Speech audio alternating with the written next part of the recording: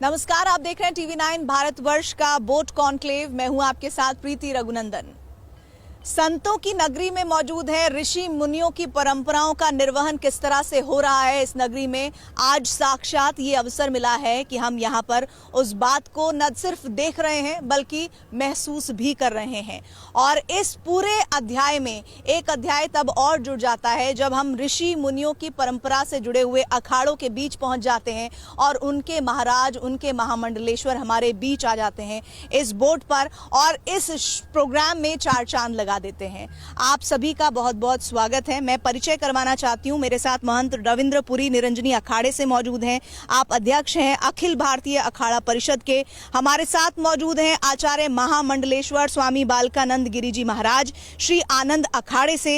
इसके अलावा हमारे साथ मौजूद हैं राजगुरु आचार्य महामंडलेश्वर स्वामी विश्वात्मानंद सरस्वती जी महाराज शंभू पंचायती अटल अखाड़े से। हमारे साथ मौजूद हैं श्री महंत राम रतन गिरी जी निरंजनी अखाड़े से और हमारे साथ मौजूद हैं निरंजनी अखाड़ा से श्री महंत दिनेश गिरी जी।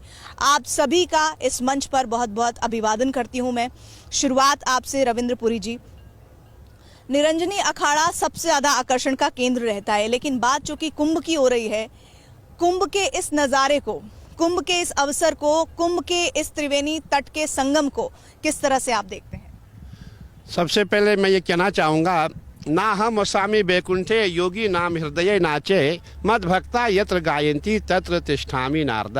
अगर मुझसे आज कोई पूछेगा भगवान कहाँ रहते हैं, मैं ये बोलूँगा ये जो टीवी9 है, जो इसकी बोट है, जहाँ हम सभी बैठे, आप बैठे, हम बैठे हैं, धर्म की चर्चा हो रही है, ज्ञान की चर्चा हो रही है, भगवान यहाँ ही वास कर रहे हैं। और माँ भगवती गंगा मैया है, हमारे यमुना माँ है, सरस्वती माँ जो अदृश्य है, और ये संगम का क्षेत्र है। और आपने देखा होगा हमारा पूरा जो महाकुंभ है इसी संगम क्षेत्र में होता है। और प्रयागराज की जो महिमा है आपने सुनी होगी। हमारे जितने संत महात्मा, जितने भी तपस्वी हुए हैं, सभी प्रयागराज से ही हुए हैं। अभी हमारे लोगों का कहना है कि भाई गंगा स्नान से कोई लाभ नहीं होता है, किसी ने पाप की बात भी कही है। मैं कहूँगा जिसकी आस्था, जिसकी श्रद्धा, जिसको विश्वास है और उसको गंगा मैया देती भी है। मैं थोड़ी सी एक बात आपको बताना चाहता हूँ। आज से 25 साल पूर्व मेरी गुरुजी से लड़ाई हो गई। मैं गुरुजी को छोड़ के गंगा किनारे गया और मेरे पास 1 रुपया भी नहीं था। तो और मैंने गंगा माँ से कहा कि माँ, जब तक मैं भूख सहन कर सकता हूँ तब तक मैं आपका भजन करूँगा। जब भूख सहन नहीं होगी मैं आप में समा जाऊँगा। मैं गंगा किनारे बैठा। 1 दिन हो गया मैंने कुछ नहीं खाया, मुझे कुछ नहीं मिला। दूसरा दिन हो गया, मुझे कुछ नहीं मिला। जब तीसरा दिन आया, मैं खाली गंगा जल पीता था। मेरा जो पेट है उसमें पूरा पानी गंगा जल छलक रहा था। तो इतने में मैं क्या देखता हूँ, जब मैं वहाँ अपने स्थान से उठा, मैंने देखा 500 का नोट है, आगे 500 का नोट, आगे 500 का। जहाँ लाखों की संख्या में यात्री जा रहा है वहाँ किसी को नहीं दिख रहा है, खाली मुझको ही दिख रहा है। कहने का तात्पर्य, जब मैंने वहाँ देखा, वहाँ करीबन 2, 5, 10 नोट नहीं, वहाँ लाखों की संख्या में धन था। और जब मैंने देखा भाई ये क्या हो रहा है, मैंने कहा माँ ये क्या हो रहा है, मैं सामने बैठ गया, मुझे आंखों में आंसू आ गए। महाकुंभ की महिमा आपने बताई, ऐसे में मैं जानना चाहती हूँ राजगुरु आचार्य महामंडलेश्वर स्वामी विश्वात्मानंद सरस्वती जी महाराज से।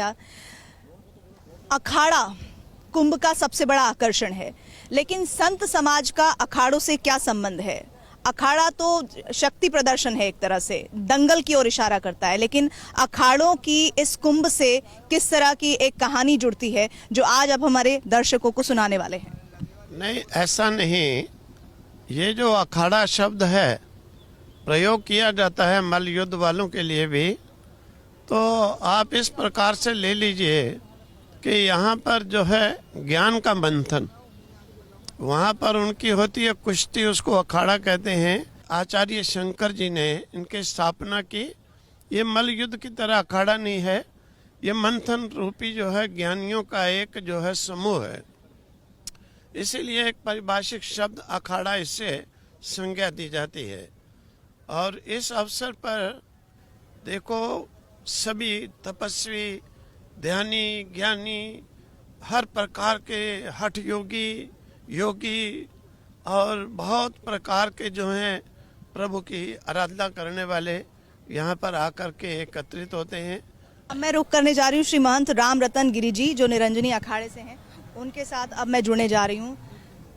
महाराज जी, मेरा आपसे प्रश्न यही है कि हमने बात की कुंभ के बारे में, हमने बात की शाही स्नान के बारे में, हमने बात की कि किस तरह से कुंभ राजा और महात्मा के बीच एक कड़ी का काम करता है। और राजा मतलब जिसके पास ऐशो आराम है वो नहीं, जिसके पास ज्ञान है वो आज की तारीख में राजा है।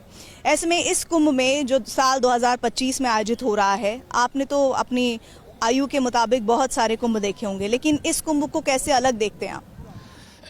जैसा कि हमारे अखिल भारतीय अखाड़ा परिषद के अध्यक्ष जी ने बताया कि ये कुंभ महाकुंभ 144 वर्ष बाद आ रहा है।